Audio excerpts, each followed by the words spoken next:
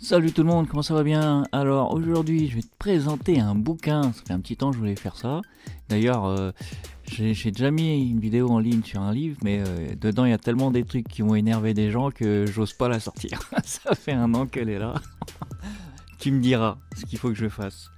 Donc aujourd'hui, Renaud van Ruymbeck, mémoire d'un juge trop indépendant. Boulin, Urba, Elf, les frégates de Taïwan, Clearstream, Kerviel, Cahuzac, Carucci, Balkany et plein d'autres encore. Un juge d'instruction qui s'est spécialisé dans les délits financiers des cols blancs et ça tabasse tout du long, franchement. Un petit bouquin format poche, 250 pages à peine. 7 euros. 7 euros combien? 7,40 €. Franchement, c'est mieux que le meilleur des polars que tu as jamais lu. Et ça démarre très très fort. Mardi 30 octobre 1979, en même temps que la France entière, j'apprends le suicide de Robert Boulin, ministre du Travail, découvert noyé dans un étang de la forêt de Rambouillet. Parce qu'il enquêtait sur ce ministre, et d'ailleurs, il lui a reproché. Le lendemain, je découvre aux actualités que Robert Boulin a adressé une lettre posthume à quelques amis et à l'AFP. De larges extraits de ce courrier sont divulgués. « Messieurs, écrit-il, j'ai décidé de mettre fin à mes jours. Une grande partie de ma vie a été consacrée au service public. Je l'ai fait scrupuleusement, désirant en toute occasion demeurer exemplaire.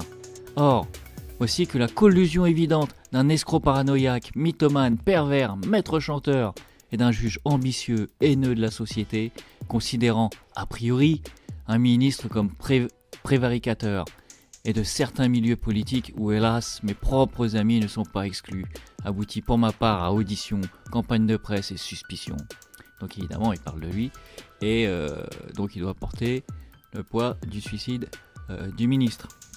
Donc ça démarre très très bien. Et malgré tout ça, il a mené l'affaire jusqu'au bout. Celle-ci et toutes celles qui ont suivi, notamment pour pouvoir démontrer à son père qu'il se trompait lorsqu'il lui a dit qu'il voulait devenir juge, et qu'il lui répondait ceci. Les magistrats qui ont condamné pendant la guerre les résistants sont les mêmes que ceux qui ont jugé les collaborateurs à la libération, des lâches. Donc pour lui, c'était clairement pas un métier de gens honnêtes, hein, pour ne dire que ça.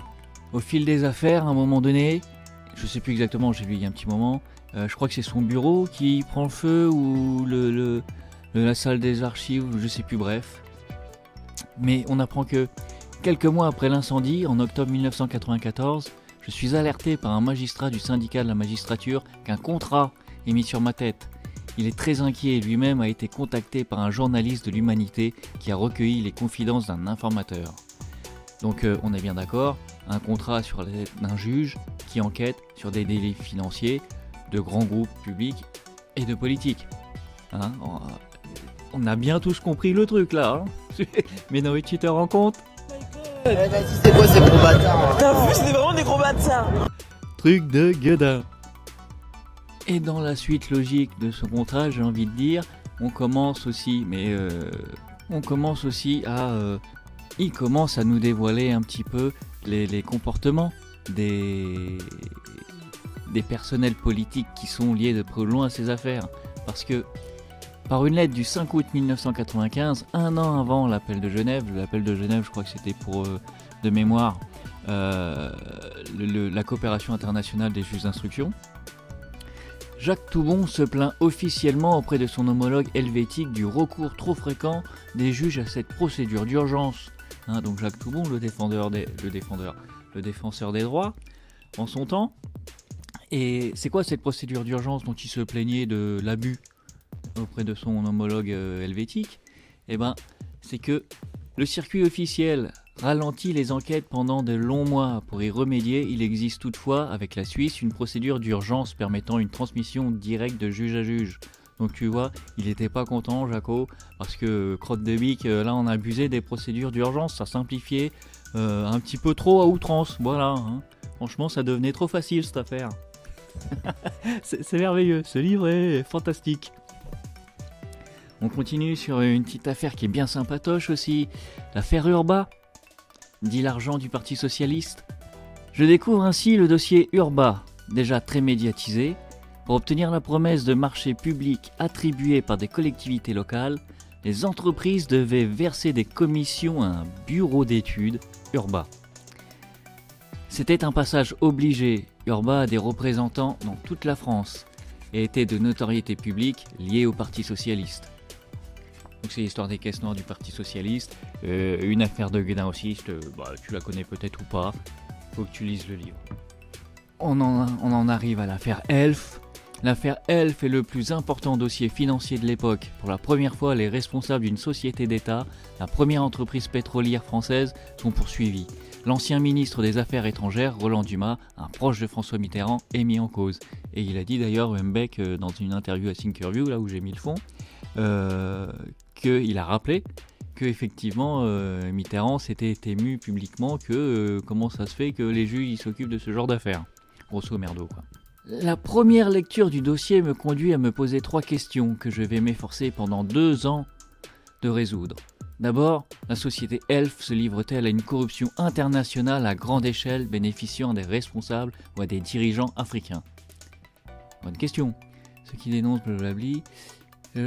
Ensuite, le système en place dans l'entreprise depuis des lustres a-t-il été dévoyé avec la nomination en 89 de son nouveau PDG, Loïc Le Floch-Prigent, et ce jusqu'à son départ en 1993. Les dirigeants du groupe, qui ont pris le contrôle des opérations menées à l'étranger et des fonds disponibles en Suisse, en ont-ils profité pour s'enrichir personnellement? Voilà des questions qui sont excellentes et qu'un juge d'instruction fait bien de se poser. Mais ce qui est bien avec cette affaire-là, c'est qu'on apprend tranquille les mille que je sais que je ne pourrai poursuivre les faits de corruption commis à l'étranger. En France, à l'époque, le délit de corruption internationale n'existe pas. Et donc, en vertu de l'interprétation stricte de la loi pénale, je te renvoie à ma vidéo sur les principes fondamentaux du droit pénal, pas de peine sans texte, pas de délit sans texte, donc c'est pas poursuivable. Jusqu'en 2000, une entreprise pouvait corrompre un chef d'État ou un ministre du pétrole africain en toute impunité. Donc on a commencé Boulin en 79, on est en 2000 et il y a encore pas de loi pour punir la corruption internationale de grands groupes, alors que 2000, il n'y a pas eu des conventions déjà contre la corruption, je sais pas quoi, enfin voilà quoi. Bref, c'est magnifique, il y en a encore plein d'autres après, il y a Clearstream, Kerviel, c'est un festival. Donc voilà, écoute, je te le recommande, écoute pas cher ici bien, et puis voilà quoi. Et puis si ça t'a plu ce genre de petite revue littéraire, fais-le moi savoir, j'en ai un autre à dégainer là, et puis j'en ferai d'autres. Allez, merci, ciao.